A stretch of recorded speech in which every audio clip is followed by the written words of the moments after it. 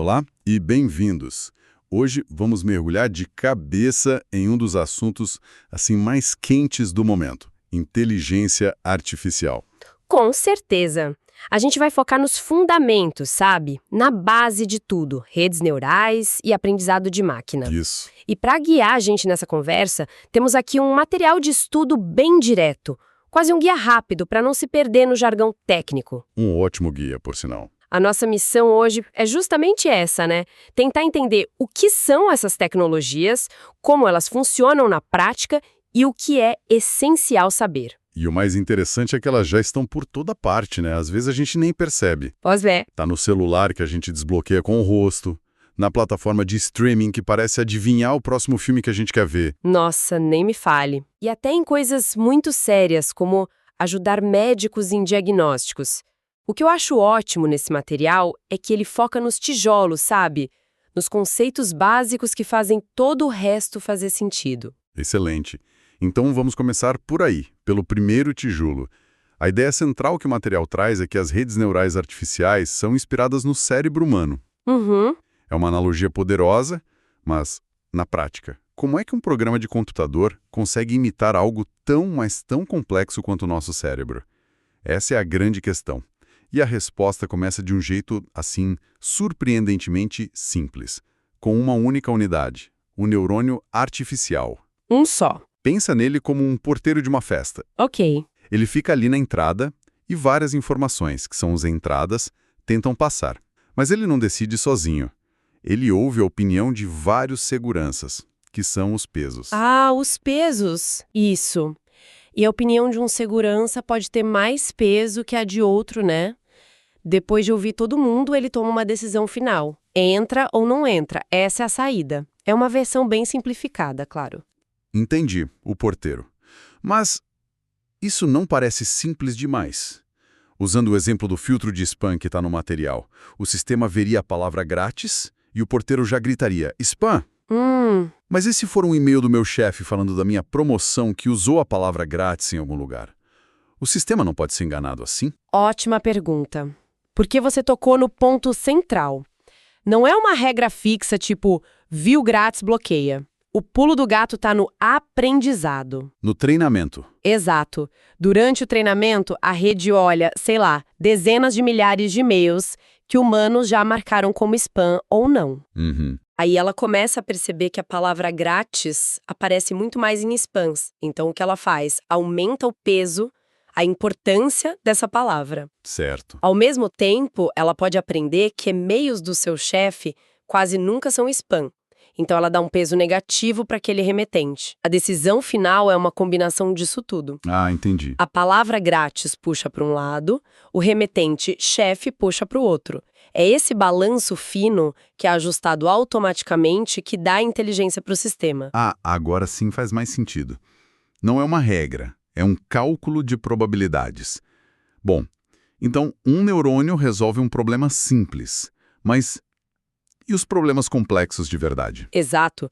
Um neurônio só não faz uma IA. O modelo mais básico, com um único neurônio, se chama perceptron simples. Certo. É ótimo para esses problemas de sim-não. Mas para tarefas mais complexas, a gente precisa de um time de neurônios. Aí entram as redes multicamadas, as MLPs. Multicamadas. Isso. Elas têm camadas ocultas de neurônios entre a entrada e a saída.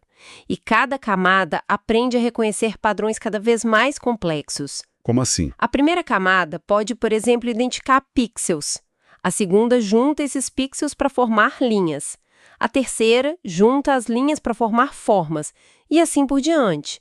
É essa profundidade que resolve problemas que um perceptron simples jamais conseguiria. Então a complexidade vem de empilhar esses porteiros e a conversa fica ainda mais interessante quando o material entra nos tipos super especializados de redes, né? Sim, duas siglas que aparecem o tempo todo: CNS e RNS. Exato. E é fascinante ver essa especialização.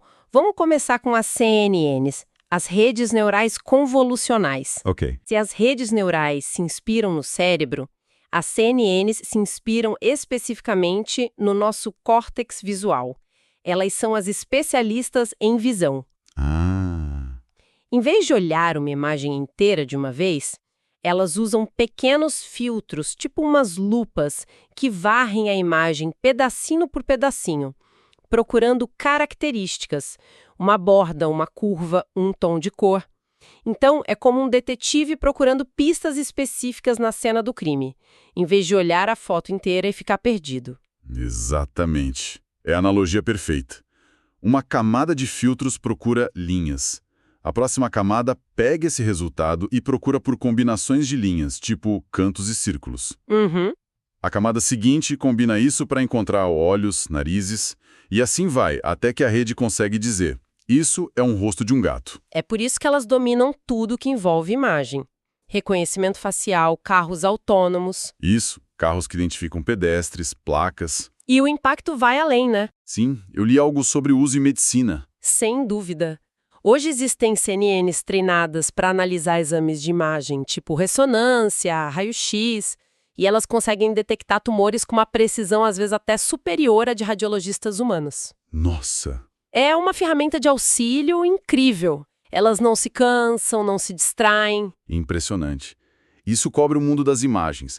Mas e os dados que não são estáticos? Tipo texto, música, a nossa própria voz, onde a ordem das palavras muda tudo. Para isso, temos a outra estrela, as RNNs, as redes neurais recorrentes. O grande lance das RNNs, o que as torna especiais, é que elas têm memória. Memória. Isso. A decisão que ela toma agora não depende só da informação do momento, mas também do que ela viu um segundo antes. Ela tem um loop, sabe? Um ciclo interno que faz a informação persistir. Ah, é por isso que o teclado do meu celular parece adivinhar a próxima palavra que eu vou digitar. Ele lembra o que eu acabei de escrever. Exatamente isso. Ele não está só olhando a última letra. Ele olha a sequência eu vou para, e com base em milhares de textos que ele já viu, ele sabe que uma próxima palavra provável é casa. É a memória da RNN em ação. Que legal. O mesmo vale para assistentes de voz. É engraçado, se eu peço para minha assistente tocar a próxima música, ela entende pelo contexto. Mas se eu falasse música próxima a tocar? Ela não ia entender nada. Nada. A ordem importa. E as RNN são as especialistas em entender essa ordem. Ok. Então temos essas arquiteturas, quase como projetos de motores diferentes. Um para visão, outro para linguagem. Isso! Mas um motor parado não serve para nada. A grande questão é como a gente liga esse motor e o ensina a dirigir sozinho. Aí entra o aprendizado, né? E o material divide isso em filosofias bem diferentes. Essa é a transição perfeita. Aprendizado é basicamente o processo de ajustar todos aqueles pesos. E existem 3 grandes abordagens. A primeira e mais comum é a aprendizagem supervisionada. O nome já diz tudo. Exato, é supervisionado. Você dá para a máquina um monte de dados e o ponto crucial, cada dado já vem com a resposta certa, com um rótulo. É como dar para um aluno uma apostila com exercícios e um gabarito no final. Certo. Ele tenta resolver, compara com o gabarito e, se erra, ele ajusta o raciocínio para acertar da próxima vez. O exemplo do reconhecimento facial se encaixa aqui, então. A gente mostra milhares de fotos de uma pessoa e diz, este é o João. E a rede aprende o que faz do João o João. Perfeito. Você dá a foto, o dado e o nome, o rótulo. Depois de milhões de fotos rotuladas, ela consegue reconhecer o João numa foto nova. Mas isso só funciona se você tiver o gabarito, claro. E quando não temos? Quando temos uma montanha de dados brutos sem nenhuma pista. Aí entra a segunda abordagem, aprendizagem não supervisionada. Aqui a gente joga os dados para o algoritmo e diz, se vira, acha alguma estrutura aí no meio, sem gabarito, sem resposta certa. Nada. A tarefa do modelo é agrupar os dados por semelhança. Ele precisa encontrar os padrões sozinho. Então a máquina cria as categorias do zero. Ela meio que inventa os rótulos. Exatamente. O exemplo do material é ótimo. Pensa num e-commerce que analisa o histórico de compras. O algoritmo pode, sozinho, criar grupos. Tipo um grupo de caçadores de ofertas que só compram na promoção, um grupo de compradores de fim de semana, um grupo de clientes fiéis. A empresa não disse para ele procurar isso. Ele encontrou sozinho. Isso é fascinante. Uma ferramenta poderosa para descobrir coisas escondidas nos dados. Muito. E o terceiro tipo parece saído de um videogame. Aprendizagem por reforço. E a analogia perfeita. Na aprendizagem por reforço, a gente tem um agente, que é a nossa IA, dentro de um ambiente. O jogo. O jogo ou o mundo real. E o agente aprende por tentativa e erro. Ele toma uma ação e recebe um feedback, uma recompensa se foi bom ou uma punição se foi ruim. O objetivo dele é só um: maximizar a recompensa total. Como um cachorro aprendendo um truque novo para ganhar um petisco. Isso. O exemplo clássico é uma IA aprendendo a jogar um jogo da Atari. No começo, ela aperta botões aleatoriamente, não sabe nada. Bom, tinha pensado. Certo. Agora, uma coisa que o material deixa bem clara é que não é só escolher uma arquitetura e um método e pronto, mágica. Existem armadilhas. Muitas. E uma que me chamou a atenção é o overfitting. Parece um paradoxo. Se a rede precisa de muitos dados, como é que estudar demais pode ser ruim? Você descreveu perfeitamente um dos maiores problemas da área, o overfitting, ou superajuste. É exatamente isso. O modelo se ajusta tão bem aos dados de treinamento que ele praticamente decora. Ele decora. Ele aprende não só os padrões, mas também o ruído, as pequenas imperfeições daquele conjunto de dados específico. A analogia do aluno é a melhor. É o aluno que decora as respostas da lista de exercícios. Se na prova o professor muda uma vírgula, ele trava, porque ele não entendeu o conceito. Exato. O modelo com overfitting é ótimo com os dados que já viu, mas péssimo para lidar com dados novos do mundo real. E qual é o antídoto para essa decoreba? Simulado. Durante o treino, você testa o modelo nesse simulado.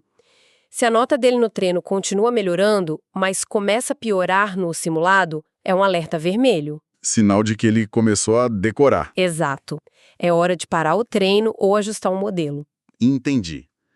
E outra pegadinha que o guia menciona é sobre as funções de ativação, especificamente a briga entre sigmoide e ReLU. Ah, sim. Parece um detalhe super técnico, mas o material dá a entender que é uma escolha crucial. E é crucial. A função de ativação é a regra final dentro do neurônio, o porteiro. É ela que decide se ele vai gritar ou ficar quieto. E a escolha errada pode fazer a rede inteira simplesmente não aprender nada. Nossa. Por muito tempo, a sigmoide foi a mais popular.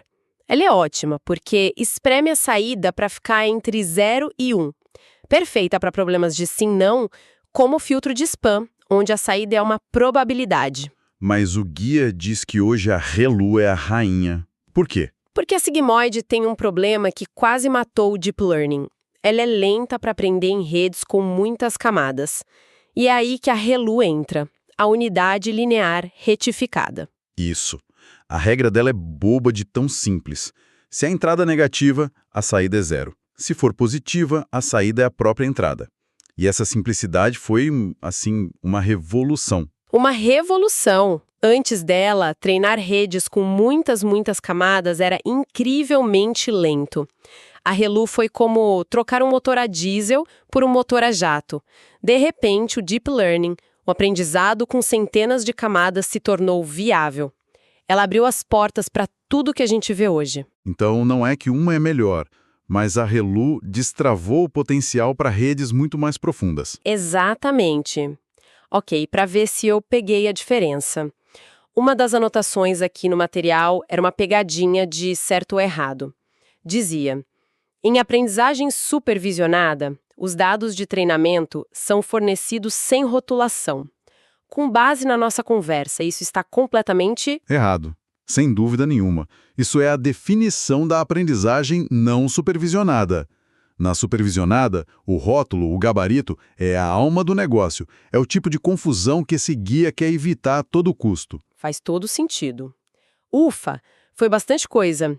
Olhando para tudo que a gente conversou, parece que a essência é: redes neurais são sistemas que aprendem com exemplos inspirados no cérebro. Isso. Existem arquiteturas diferentes para trabalhos diferentes, como as CNNs, para ver, e as RNNs, para entender sequências. E que a forma como elas aprendem pode ser com o professor, a supervisionada, sozinhas, a não supervisionada, ou por tentativa e erro por reforço. Perfeito. Se fosse para guardar 3 ideias-chave, eu diria que são essas. Primeiro, a diferença brutal entre aprender com gabarito e sem. Segundo, se o problema envolve pixels, a resposta quase sempre será uma CNN. E terceiro, A Hello. exato. O detalhe técnico da Hello não é só um detalhe. Foi o motor que tornou o Deep Learning uma realidade prática. Uma síntese fantástica. E para fechar, como sempre, vamos deixar uma provocação para quem nos ouve continuar pensando no assunto. Claro, o material menciona a aprendizagem por reforço, que é inteiramente baseada em um sistema de recompensas e punições que nós humanos definimos, certo? Isso nos deixa com uma pergunta. Se os sistemas de IA aprendem e se adaptam para maximizar a recompensa que nós damos a eles, o que isso implica sobre como nós projetamos os ambientes digitais em que eles operam? Pensa nos algoritmos de redes sociais que querem maximizar engajamento.